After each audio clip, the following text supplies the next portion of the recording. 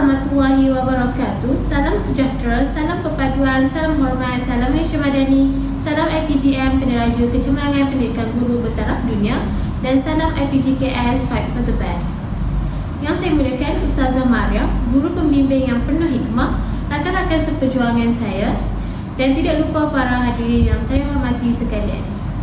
Alhamdulillah, setinggi-tinggi kesyukuran kita panjatkan kehadrat Allah Subhanahu Wa Taala kerana dengan limpah rahmat dan kasih sayangnya kita diberi kesempatan untuk bersama dalam majlis diskusi ilmu yang bertajuk Pengalaman dan Penghayatan Akhlak Mulia dalam Kalangan Pelajar. Salawat dan salam ke atas junjungan besar Nabi Muhammad SAW, insan mulia yang diutuskan sebagai rahmat kepada sekalian alam. Baiklah, bagi membuka kirap pembincangan kita pada hari ini, izinkan saya memperkenalkan ahli kumpulan kami yang akan bersama-sama berkongsi pandangan serta hasil kajian berkaitan tajuk yang menarik ini.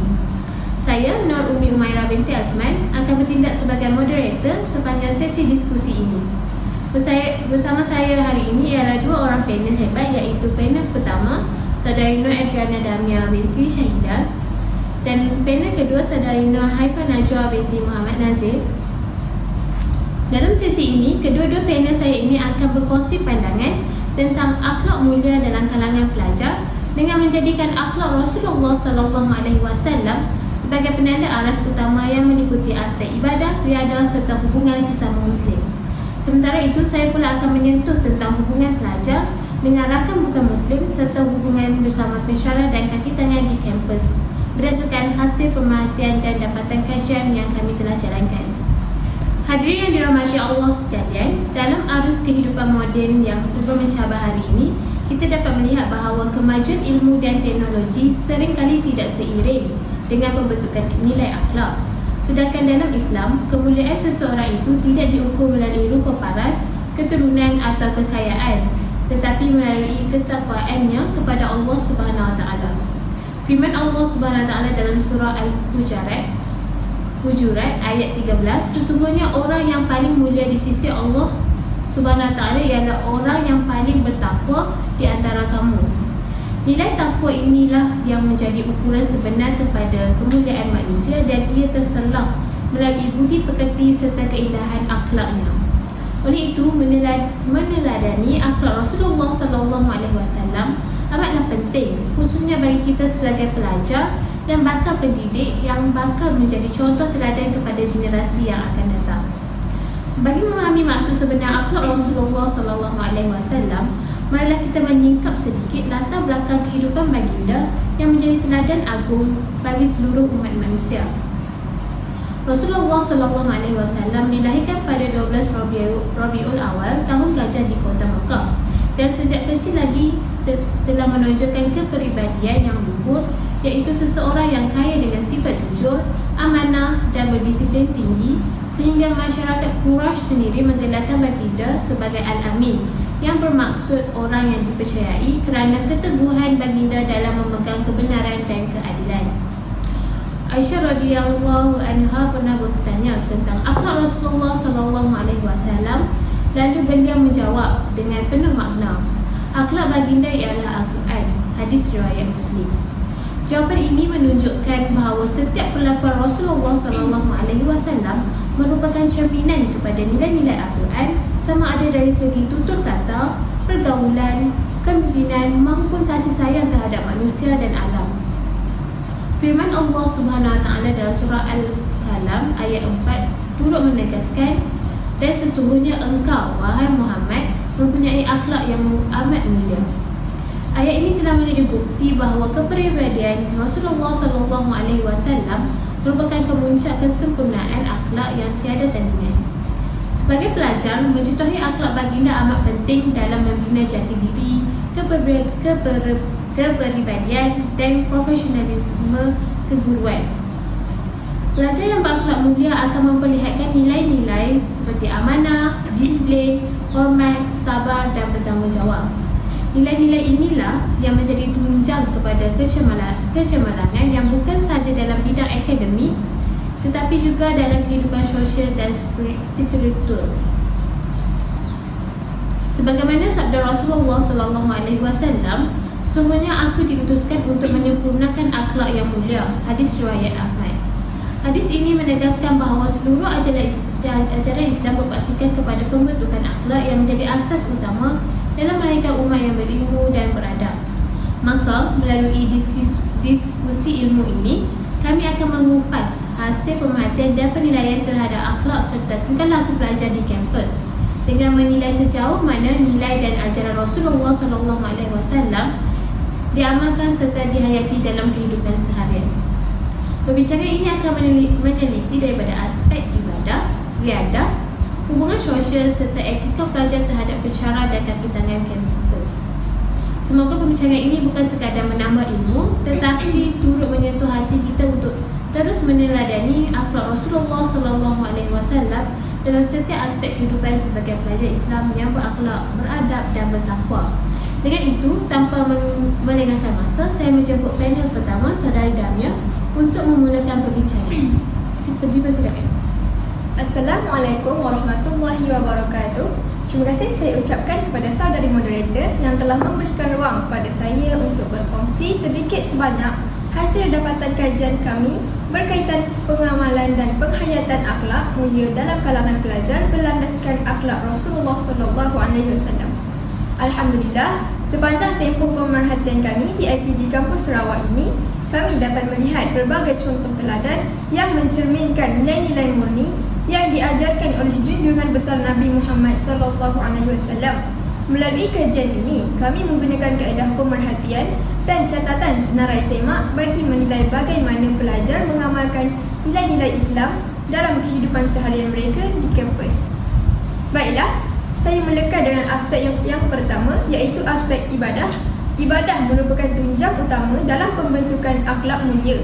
Melalui ibadah, seorang pelajar bukan sahaja memperkukuh hubungannya dengan Allah SWT, tetapi juga melatih diri agar berdisiplin, sabar dan berakhlak baik dalam setiap tindakan. Hasil pemerhatian kami di kampus mendapati bahawa ramai pelajar menunaikan solat berjemaah di surau, terutamanya pada waktu maghrib dan isyak. Setiap kali azan berkumandang, kelihatan para pelajar bersegera menuju ke surau dengan berpakaian sopan dan tertib. Suasana di surau bukan sekadar tempat beribadah, tetapi menjadi ruang pertemuan rohani yang menyatukan hati-hati pelajar dengan penuh ketenangan dan ukhuwah Islamiah. Selain itu, pelajar juga turut menghadiri kuliah agama serta majlis tazkirah yang diadakan setiap minggu. Program ini bukan sahaja menambah ilmu pengetahuan agama, malah menjadi medan untuk memperbaiki diri dan mendekatkan diri kepada Allah SWT. Kesungguhan mereka hadir secara konsisten menunjukkan penghayatan yang tinggi terhadap nilai kerohanian dan ilmu. Amalan ini jelas mencerminkan Rasulullah SAW yang sentiasa menjaga hubungan dengan Allah, memperbanyakkan ibadah dan berusaha meningkatkan ilmu serta keimanan.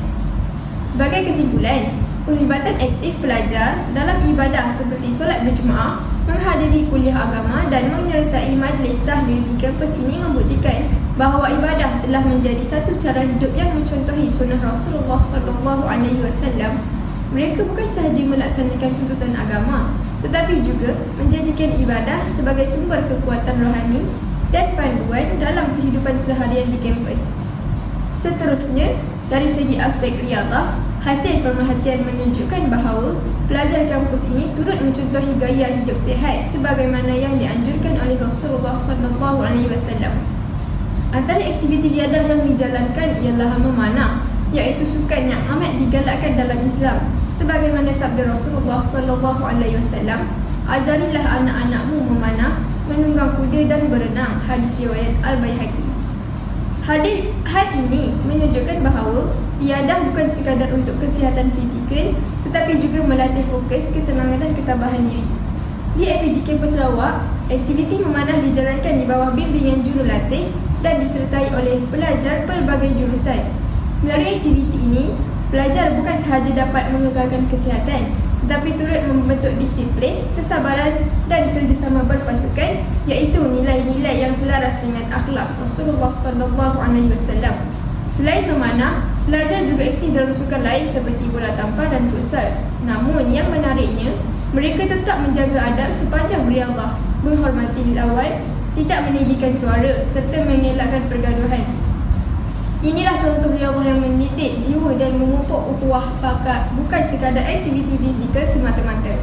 Kesimpulannya, penglibatan pelajar dalam aktiviti memanah dan sukan lain dijalankan dengan penuh adab, disiplin dan semangat berpasukan.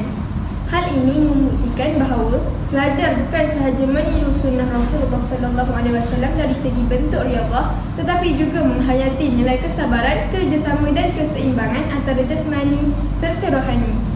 Dengan itu, riyadhah di kampus bukan sekadar hiburan, tetapi menjadi latihan akhlak dan kendiri. Beralih pula kepada aspek hubungan dan sesama Muslim. Hasil pemerhatian kami menunjukkan bahawa pelajar di kampus ini sangat menekankan nilai ukhuwah Islamiah, iaitu persaudaraan sesama Muslim. Antara contoh yang dapat diperhatikan ialah pelajar saling menghulurkan bantuan ketika menyiapkan tugasan. Contohnya, apabila ada rakan yang menghadapi kesukaran dalam tugasan kursus, pelajar lain akan membantu dengan ikhlas tanpa mengira bangsa atau latar belakang. Hal ini menunjukkan penghayatan terhadap nilai tolong-menolong yang diamalkan oleh Rasulullah SAW. Tambahan pula, pelajar juga menziarahi rakan yang sakit dan menunjukkan keprihatinan. Sebagai contoh, apabila salah seorang pelajar yang tidak sihat, rakan-rakan sekelas akan menziarahi dan membawa ubat atau makanan ringan untuk meringankan beban mereka. Inilah kasih sayang dan empati yang menjadi tunjang akhlak mulia dalam Islam.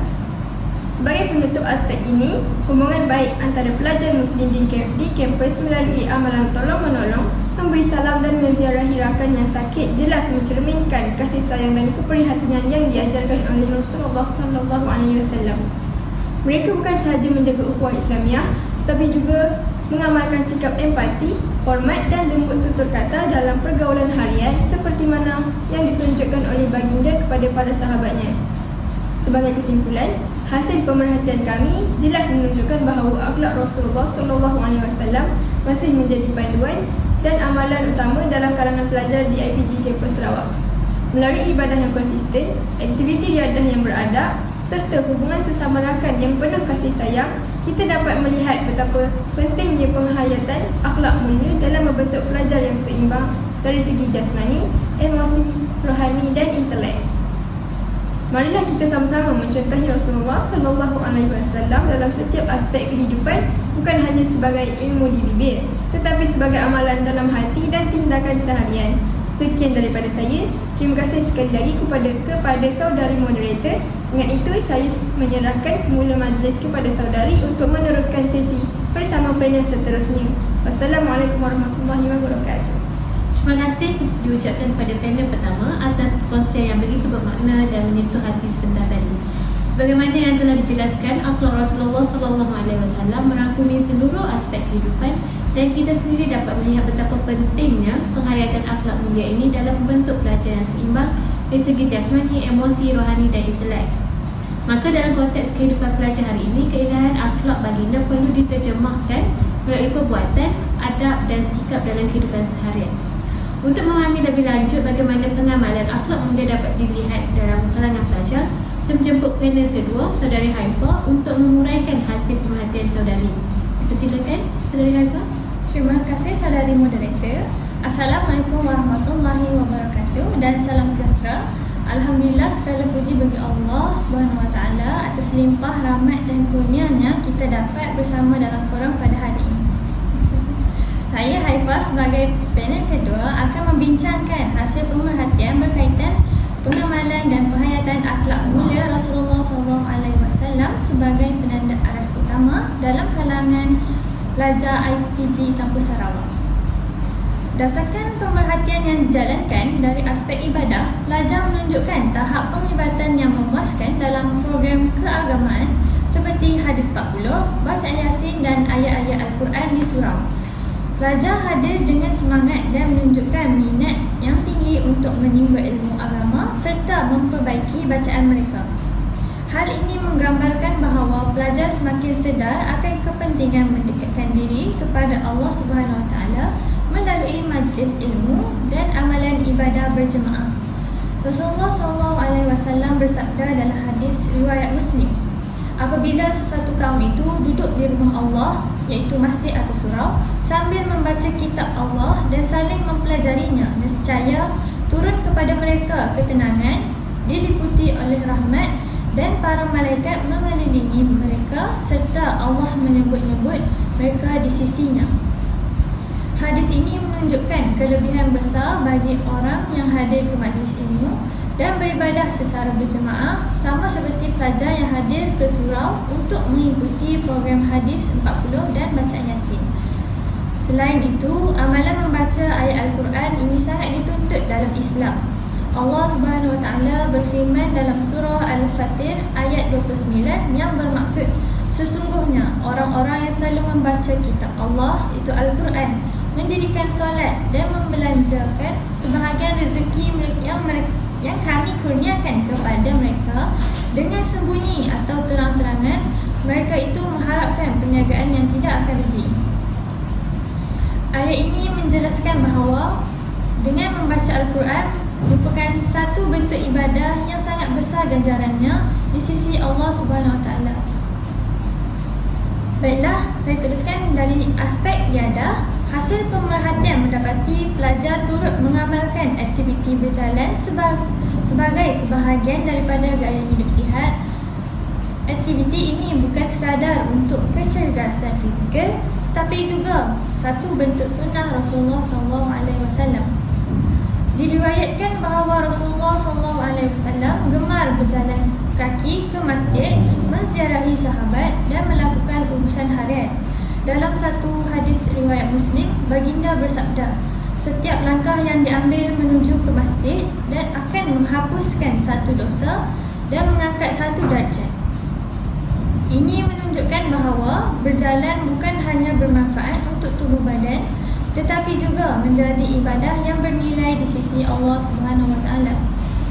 Selain itu, riadah juga dapat mengeratkan hubungan antara pelajar. Mereka dapat bersukan, berjalan bersama dan berkongsi masa berkualiti sambil mengamalkan gaya hidup yang sihat. Ayat ini menunjukkan keseimbangan antara ibadah dan penjagaan diri. Pelajar yang sihat tubuh badannya akan lebih mudah beribadah dengan sempurna. Maka, aktiviti riadah bukan sekadar hiburan, tetapi satu bentuk penghayatan terhadap gaya hidup seimbang, sebagaimana yang dicontohi oleh Rasulullah SAW. Di samping itu, aspek hubungan sesama Muslim merupakan salah satu tunjang utama dalam pembentukan akhlak yang mulia. Berdasarkan pemerhatian, pelajar menunjukkan nilai tolong-menolong, bekerjasama, tolak ansur dalam pelbagai urusan dan memberi nasihat antara satu sama lain. Sikap saling bantu-membantu ini menggambarkan semangat ukhuwah yang dituntut oleh Islam. Rasulullah SAW bersabda dalam hadis riwayat Muslim, tidak sempurna iman seseorang itu sehingga dia mencintai saudaranya seperti dia mencintai dirinya sendiri. Hadis ini jelas menunjukkan bahawa hubungan sesama Muslim perlu dibina atas dasar kasih sayang, hormat dan keikhlasan. Pelajar yang bekerjasama dan saling menghormati sedang mencontohi akhlak baginda yang penuh dengan kasih sayang dan keprihatinan. Selain itu, dalam Al-Quran, Allah Subhanahu Wa Taala berfirman dalam surah Al-Ma'idah ayat 2 yang bermaksud, dan tolong-menolonglah kamu dalam mengerjakan kebajikan dan takwa, dan janganlah kamu tolong-menolong dalam berbuat dosa dan permusuhan. Ayat ini menjelaskan bahawa seseorang Muslim perlu sentiasa membantu saudaranya, bukan hanya dalam hal fizikal tetapi juga melalui nasihat dan bimbingan ke arah kebaikan. Apabila seorang pelajar menegur rakannya dengan cara yang baik, itu juga termasuk dalam amalan tolong-menolong yang sangat dihargai dalam Islam. Selain itu, Allah Subhanahu Wa Taala juga berfirman dalam surah Al-Hujurat ayat 10, sesungguhnya orang-orang mukmin itu bersaudara. Maka damaikanlah antara dua saudaramu yang berselisih dan bertakwalah kepada Allah supaya kamu mendapat rahmat.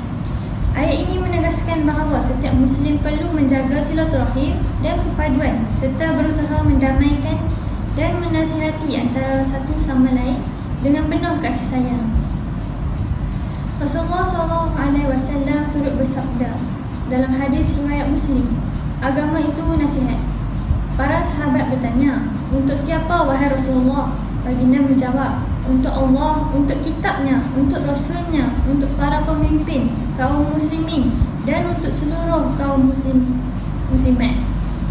Hadis ini jelas menunjukkan bahawa memberi nasihat dengan ikhlas merupakan tanda kasih sayang sesama saudara seagama.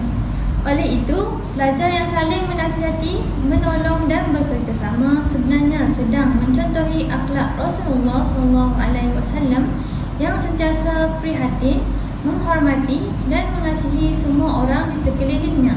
Amalan sebegini bukan sahaja mengeratkan silaturahim, tetapi juga mewujudkan suasana sekolah yang harmoni, saling menghargai dan dipenuhi nilai murni.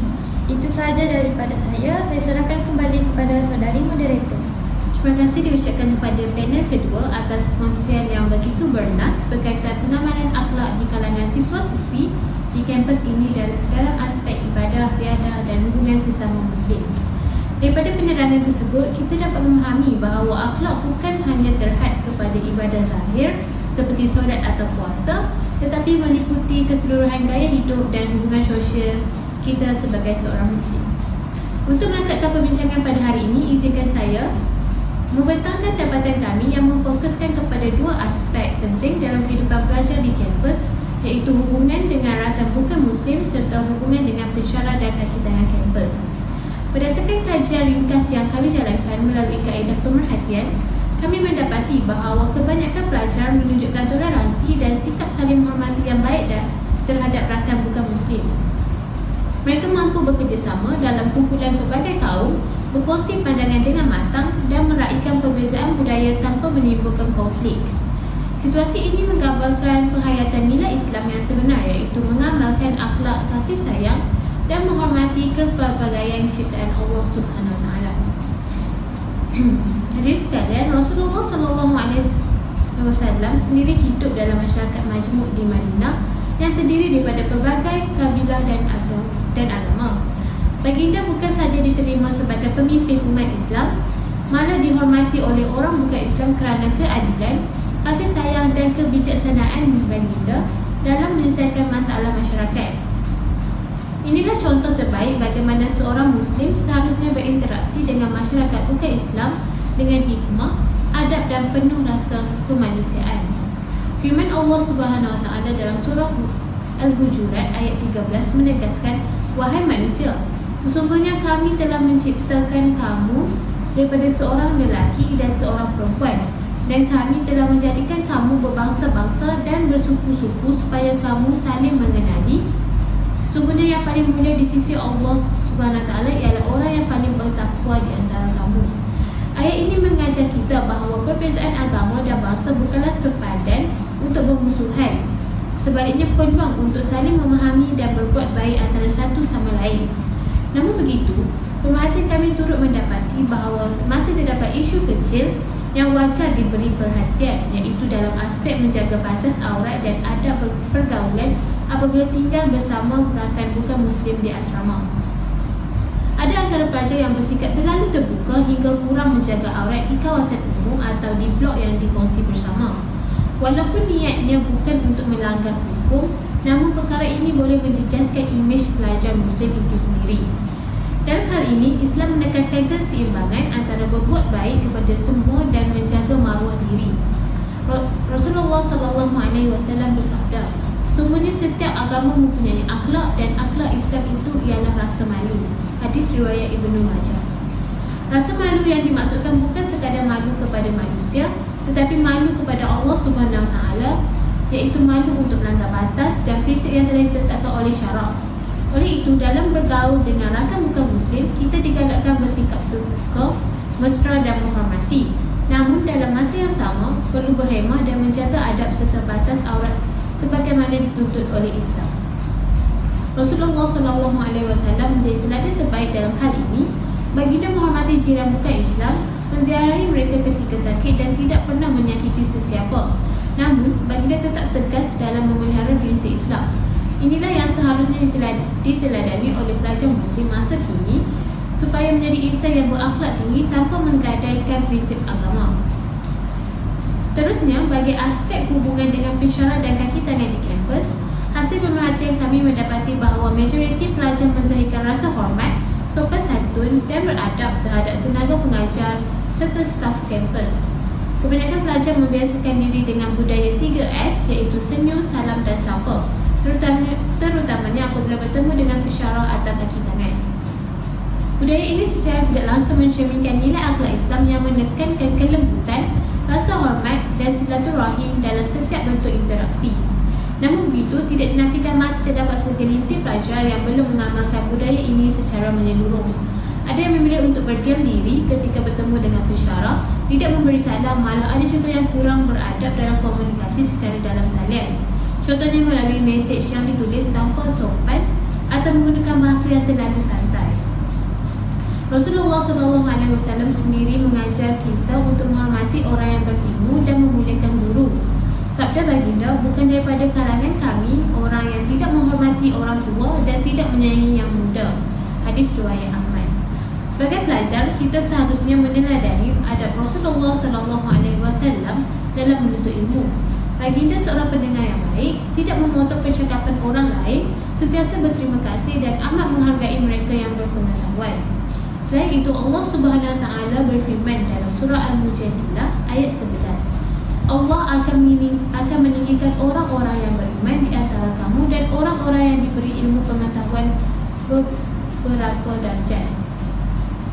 Ayat ini menjelaskan bahawa ilmu dan iman adalah dua perkara yang mengangkat darjat seseorang di sisi Allah Subhanahu Wa Taala. Maka menghormati guru dan kaki tangan bukan sekadar tanda adab sosial, tetapi juga manifestasi keimanan yang sebenar. Hadirin dikasihi sekalian, Alhamdulillah setelah mendengar pelbagai kupasan daripada semua panel dan saya sendiri, dapatlah kita simpulkan bahawa pengamalan dan penghayatan akhlak mulia dalam kalangan pelajar amat penting untuk melahirkan generasi berilmu, beradab serta kaya dengan nyala rasa budi. Sebagai rumusan, dapat kita simpulkan bahawa pengamalan dan penghayatan akhlak Rasulullah SAW bukan sahaja menjadi asas kepada pembentukan sahsiah pelajar Muslim, tetapi juga menjadi panduan dalam setiap aspek kehidupan, sama ada dalam aspek ibadah, riadah, hubungan sesama Muslim maupun interaksi dengan pensyarah dan masyarakat bukan Islam. Akhlak Rasulullah SAW merangkumi kelembutan hati, kesederhanaan, rasa hormat, disiplin serta kasih sayang perlu kita teladani dalam kehidupan di kampus dan juga di luar kampus. Iktibarnya, kita sebagai pelajar dan juga pakar pendidik perlu sedar dan sentiasa mengingati bahawa ilmu tanpa akhlak yang mulia tidak akan membawa kepada keberkatan. Rasulullah SAW telah menunjukkan bahawa kecemerlangan sebenar bukan diukur melalui pencapaian akademik semata-mata, tetapi melalui keindahan budi pekerti dan kejujuran dalam tindakan. Pelajar yang menjaga ibadah, menghormati guru, menepati masa dan bersopan santun dan tutur kata sebenarnya sedang menghidupkan amanah baginda dalam dunia pendidikan hari ini. Namun begitu, dalam usaha meneladani akhlak Rasulullah SAW, penambahbaikan juga perlu dilakukan. Adanya ialah dengan memperkukuh budaya saling menegur dengan penuh hikmah apabila berlaku kekhilafan, meningkatkan disiplin dalam menyiapkan tugasan tepat pada waktunya serta memperluas program kerohanian dan aktiviti berunsur nilai murni di kampus. Pihak institusi juga boleh memperhebatkan inisiatif pembinaan sahsiah melalui bimbingan mentor-mentee dan kuliah akhlak mingguan agar nilai Islam terus subur dalam diri pelajar. Akhir kata, marilah kita menjadikan Rasulullah SAW sebagai model insan unggul dalam setiap langkah kehidupan kita. Sesungguhnya akhlak baginda bukan sekadar untuk dikenang, tetapi untuk diamalkan agar lahir generasi pendidik yang bukan hanya berilmu tetapi juga beradab dan berjiwa ihsan. Oleh itu, marilah kita bersama-sama berazam untuk memperbaiki akhlak, memperkukuh iman dan menghidupkan sunnah baginda dalam diri kita. Dengan itu berakhirlah diskusi ilmu kami pada hari ini. Semoga segala yang dikongsikan bukan sekadar didengar dengan telinga, tetapi dihayati dengan hati dan diterjemah melalui perbuatan. Sekian sahaja daripada kami. Wabillahi taufiq wal hidayah. Wassalamualaikum warahmatullahi wabarakatuh.